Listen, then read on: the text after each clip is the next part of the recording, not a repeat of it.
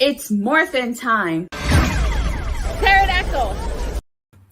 Hi there, this is Datila with 3 Years of Wrestling Media Lights Wrestling Time Post Show, and for tonight, I will be reviewing AEW Rampage and Friday Night SmackDown. But let's kick off with AEW Rampage. So I have to say, tonight's AEW Rampage was the in-ring debut of Swerve Strickland. He was going to debut in the main event, and I have to say, he was very impressive against Tony Nese. I'm really excited to see what the future holds for Swerve Strickland. Is he going to be TNT champion? Will he be world champion at one point? I guess only time will tell, but extremely impressive debut. And like I said, I'm excited to see what he accomplishes in AEW. All right, so Rampage kicked off with Quinn versus Darby Allin. This was a good match, very good match. Of course, Darby Allin was victorious with the Fujiwara armbar, so he won by submission. Then AFO came out, and then of course the Hardy Boys, which was a fantastic moment. Them coming out to their classic theme and wearing their classic attires. I will say the one thing I kind of dislike, and this is just me nitpicking, again, you feel free to disagree with me, people, is I dislike the fact that the Hardy Boys kind of just came out and did nothing. It's like, okay, you have the AFO come out and they're pretty much just standing there. I would have thought maybe they're going to run down to the ring and beat down on Darby Allin and Sting. And then the Hardys would come out. No, they pretty much AFO just stands there. And then the Hardy Boys come out. They do their whole thing and they pretty much just stand there. Don't get me wrong, it was an epic moment, mark out moment, I have to say. But it kind of much just stood there. I wanted to see the Hardy Boys, beat up people, but I guess there's always another week for that. But for right now, hey, I'll take what I can get. Then we had Jimmy Hayter versus Mercedes Martinez. Decent match. Of course, Dr. Britt Baker got involved. She gave Mercedes Martinez a couple of elbows from the top rope. Oh, I really, really liked in this match that spider German suplex that Mercedes Martinez did to Jimmy Hayter. I will say, though, I'm not surprised Jimmy Hayter won. Really am not surprised. Thanks to Dr. Britt Baker's interference at the end of the match, it looked like they were getting ready to beat down on Mercedes Martinez, but Thunder Rosa came out with a steel chair, and she scared off Britt Baker and the crew. Match was a typical women's match. Yeah, it was. It really was. There was nothing really special about it. Nothing, honestly. But I'm really excited for Britt Baker and Thunder Rosa next week. I cannot wait. Really excited. So afterwards, we had QT Marshall versus Keith Lee. I have to give it to QT Marshall. He actually held his own against Keith Lee. I didn't think necessarily this was going to be a squash match, but I really did think it was going to be kind of a short match. But it wasn't. One of the things I really liked about this was that a QT Marshall was mocking Keith Lee, but I knew he was a dead man after that. Oh, Keith Lee with a vicious clothesline to QT Marshall. Nick Comoroto trying to get involved in this, but let me see. Easy match for Keith Lee against QT Boring. That's so mean. But yeah, Nick Comoroto also got involved. It still wasn't enough to prevent Keith Lee from winning. So Keith Lee ended up being victorious. At the end, though, Ricky Starks and Powerhouse Hobbs come out. Powerhouse Hobbs. That's like a tongue twister right there. Giving the spine buster to Keith Lee. I have to say that was pretty impressive. I did not see that coming at all. That was actually a really marked out moment. And like I said, in the main event, it was Swerve Strickland, his in-ring debut versus Tony Nese. Swerve was, like I said at the beginning of this of this review, Swerve Strickland, very impressive. Very, very impressive. One of my favorite moments in this match was when he went over the top rope and he landed on his feet. That was really, really cool. And I also like Tony Nese grabbed the ring apron, like that banner thing, and he used it on Swerve, but it wasn't enough to ruin Swerve's in-ring debut. Of course, Swerve Strickland was victorious. Very good show tonight, top to bottom. Women's match wasn't as strong, but now so what do you guys think the better show is going to be? Before I even review SmackDown, what do you guys think is going to be better, Rampage or SmackDown? At the end, I'll rate both shows. But next, let's transition to, let me see, hold on. Also, a match that main event was Swerve is very good. It's sad that they let him go and found no value in him. Yeah, it is. It honestly is pretty sad, but he was awesome in that main event. He definitely has the it factor. I would say that much right now. So now let's transition to everyone's favorite show, Friday Night SmackDown. Rampage was a 7 out of 10, but of course, Rampage. Oh, that reminds me, Rampage is going to be on a special start time next week at 8:30 p.m. Pacific Standard Time, 10:30 p.m. Central Standard Time, and 11:30 Eastern Standard Time. So, legit question. Like, I don't know how people on the East Coast watch wrestling, and then if you cover wrestling, how do you guys do it? You guys are practically dead by the time the show's over. Michael 101591 saying 101 Friday night board down. All right, so SmackDown kicked off with Brock Lesnar, who I actually like his cowboy Brock Lesnar gimmick. I really do. He says that Reigns can't change the rules, and for the last 6 days he's been looking at himself in the mirror, and he says you don't draw Brock Lesnar's blood. That kind of reminds me, I don't know if anyone's ever seen the movie Dodgeball, but that kind of reminds me of Ben Stiller's character, where he Vince Vaughn's character makes him bleed, and then he says, "Nobody makes me bleed my own blood. Nobody." I thought that was hilarious, and it made me think of that. Oh my god! I don't know if you guys seen the movie Dodgeball, but that is hilarious. It made me think of this reference. Let me see. Michael 101591 says, I started my Raw review after 11 and finished around 12:31 a.m. midnight. Same for Dynamite. Oh, you poor unfortunate soul. All right. So then he says Lesnar continues and says he doesn't care about contract or the titles. He just wants to get his hands on Roman. And he wants Roman's blood. Heyman then comes out and he tells him he's going to get smashed by the tray, which you know the whole shtick already. He says that Roman isn't here and it's for Lesnar's protection.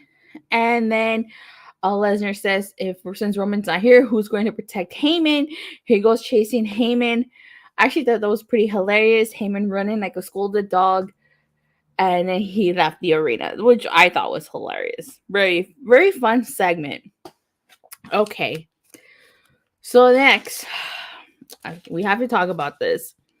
We have a backstage segment with Sheamus and Ridge Holland. Okay, they said they're going to introduce a new friend, a familiar face. We already know who this person is, but they know him for a different name. And it turned out to be none other than Pete Dunne, who now is repackaged as Butch. I don't know what they were thinking. There's nothing wrong with Pete Dunne's name. I liked it. I'm sure everybody else liked it. I don't have a problem with Pete Dunne being a part of Sheamus' stable.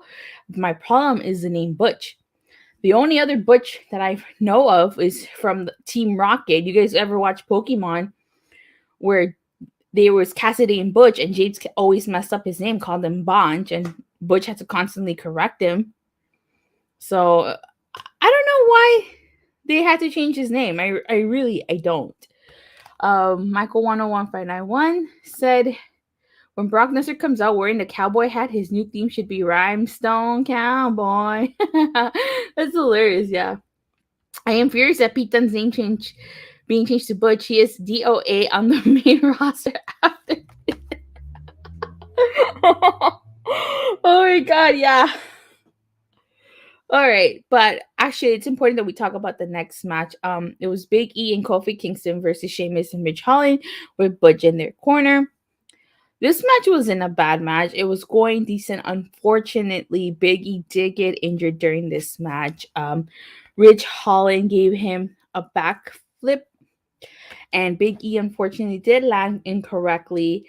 And Big E posted a video of himself from the hospital, all bandaged up, saying that the doctors have told him he does have a broken neck. So I wish Big E a speedy recovery. Poor Big E. I can't imagine how Ridge Holland must feel, or what he felt at that moment. The match did continue after Big E was stretchered away. Sheamus and Ridge Holland won. Butch then beat down Kofi Kingston twice, but unfortunately, Big E is injured. No word yet on how long he's going to be out for, but a broken neck is pretty serious. I don't know how Big E's going to be able to come back from that. Once you break your neck, you're not the same, and your career is pretty much on a short. Pretty much your career is cut short. Pete Dunne says, looked like he came out of the Italian mafia with his whole attire. Yeah, prayers to Biggie. Yeah, sucks, man. It wasn't a bad match. I don't know if that was a planned finish, but it just sucks, So next, we were supposed to get a 6-man tag team match. It was supposed to be Drew McIntyre and the Viking Raiders versus Jinder Mahal and the Happy Folks. This match did not take place as the Happy Folks and Jinder Mahal were beating up on the Viking Raiders backstage. And pretty much they came out to beat up Drew McIntyre. Then it was a 4-on-1 assault. Corbin accidentally gave Moss a Glasgow kiss and then mocked McIntyre. And, I'm not excited for the WrestleMania match. That match, unfortunately, does not scream WrestleMania to me. Thank God that match didn't happen. Oh my God, Michael. Yeah, Then we get a Ronda Rousey segment. Ronda Rousey says she knows 1,000 ways to get the armbar perfectly. She's perfected the ankle lock like her mentioned Kurt Angle. Then Shirley comes out. And she says that the match at WrestleMania will be the biggest match of the night. And Shirley says that she's going to guarantee Ronda to tap out. And she says there's nothing funny about facing Charlotte at WrestleMania. And she says that Ronda is a one-trick phony. And she's going to humiliate her, embarrass her. And Ronda says she's going to give her time to take off her heels. So it's interesting that Shirley's calling Ronda a one-trick phony, and because I remember back when Ronda was in UFC, a lot of people said she was a one-trick phony, that all she could do was the arm bar. So I'm not surprised that Charlotte's saying that to her. I mean, no disrespect or offense to Ronda, but if I recall correctly, they would call her a one-trick phony while she was in the UFC. I saw her match with Holly Holmes. I mean, Ronda didn't know what to do after Holly Holmes broke free from the arm bar, so... But what do you guys think? Is she a one-trick phony? So then we get Naomi and Sasha Banks versus a random team of Nattie and Shayna Baszler. When did they become a team? I have no idea when. Nattie switches partners more than squares dancers, that's for sure. It was an okay match. Of course, Queen Zelina and Carmella were at ringside. This match really didn't do it for me. Naomi and Sasha Banks won. I don't know what more to say about this match, except that everybody deserves so much better than what they're getting. Shayna Baszler should have been this unstoppable beast, but she got involved in a tag. Let me see. Michael 101591 says John Fest. It was. Yeah, it definitely was. Like I said, she was in a tag team with Nia Jax. Now she's in a tag team with Nattie. It's just all randomly thrown together. They should just unify. Instead of unifying both main world titles, they should unify both women's tag team titles, because the tag team division on their main roster is pretty much non-existent. So then we get the Usos segment. who said that there's no worthy opponents for them for WrestleMania, and Rick Boogs and Shinsuke Nakamura come out. Of course, this is because last week they got beat up by the Usos. The one thing I do like about this segment is that they call Rick Boogs Peg Leg Pete, which I thought was hilarious.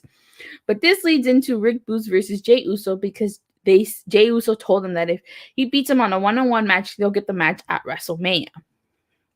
Turns out Rick Boogs wasn't injured at all. And of course, despite some interference by Jimmy Uso, Rick Boogs and Nakamura are victorious. So I guess that means we're going to get Shinsuke Nakamura and Rick Boogs against the Usos for the tag team titles at WrestleMania. Michael 101591 says, yeah, it's just like Rhea Ripley going from Nikki to Liv Morgan. Yeah, definitely. So in the main event, we had the IC title match, a match for the Intercontinental title with Sami Zayn's rematch. It was Sami Zayn versus Ricochet. Like I said, a rematch from last week. Okay, so before I get into this, apparently earlier in the day, Johnny Knoxville had sent a hot air balloon with Sami Zayn's phone number. I've seen the phone number, and poor Sami Zayn was complaining that people were blowing up his phone. So before the match started, there was a segment between Pat McAfee and Austin Theory, which Austin Theory came out. He kind of sat briefly at commentary, and then he slapped Pat McAfee. Pat McAfee beat him up. And, they had to be escorted out. WrestleMania is shaping up to be Raw and SmackDown Super Show instead. Definitely it is. But I will say this. I didn't have a problem with this segment. But here's the thing. The match, Ricochet, Sami Zayn, they were already in the ring. This should have happened even before they came out because it took time and shine away from that match. And not only that, when the match did start, like literally we came back from the commercial break and the match was already started. That didn't sit well with me. This is a main event. This is for the Intercontinental title. It should have had a good, decent match. But from what we did see from that commercial break onwards, it was a decent match. I liked their match last week better than I did this match, but hey, it was still good. Was it a banger? Again, I prefer last week's over to this. Of course, Ricochet ended up winning, and then that still wasn't the end of the show. It cut to the back again. They took the shine away. Hold on, before I continue, it cut to the back, and it was a parking lot brawl between Charlotte and Ronda. Actually, after seeing this segment, I don't mind them. I actually wouldn't mind if their WrestleMania match is a parking lot brawl. It was actually I dug this segment. I like this. But my issue is, again, they took the spotlight away from the main event. Ricochet, he celebrated, but it's like they cut it very quickly. This should have happened before the match or earlier in the show, or even the Pat McAfee Austin Theory segment should have happened before the match. They took the shine completely away from the main event. And I didn't think that was entirely fair, especially on Ricochet's part. It was his first title defense. Michael 101591 saying it was a good match. Yes, it was. But again, what was the stronger show? Rampage. Let me see. I liked Rampage. I did. But again, my issue was like I said, the Hardy Boys part was awesome, but they feel like they were just standing there. They should have done more besides just come out. But I get it, they wanted that mark out moment for the crowd. Jamie Hayter, Mercedes Martinez was all right. Typical women's match. QT Marshall Keith Lee was good. I like Swerve versus Tony Nese, which was great. A SmackDown. The only thing I really liked was the IC title match and the Brock Lesnar segment. I didn't really care for much else on that. So in my opinion, Rampage wins again. Again, it's not me being biased towards AEW or me bashing and hating on WWE. I'm just telling it how it is. On my opinion, you guys can feel free to disagree with me. But I just felt Rampage was just a tad bit stronger than SmackDown. Just a tad bit. Not as strong as it usually is. Let me see. Boredown was a 2 out of 10. Awesomeness Sports says facts. To me, Rampage was a 3 out of 5. Maybe like a 7 out of 10. A SmackDown 2 out of 5. 5 out of 10. There was really, both shows they weren't as strong, especially Rampage, but Rampage just beat SmackDown in my opinion. But That being said, thank you guys all so much for watching and for your continued support. Please don't forget to like and subscribe, and make sure you hit that bell so you get notified whenever I go live or release a new video. And I'll see you guys on Monday after Monday Night Raw. Bye.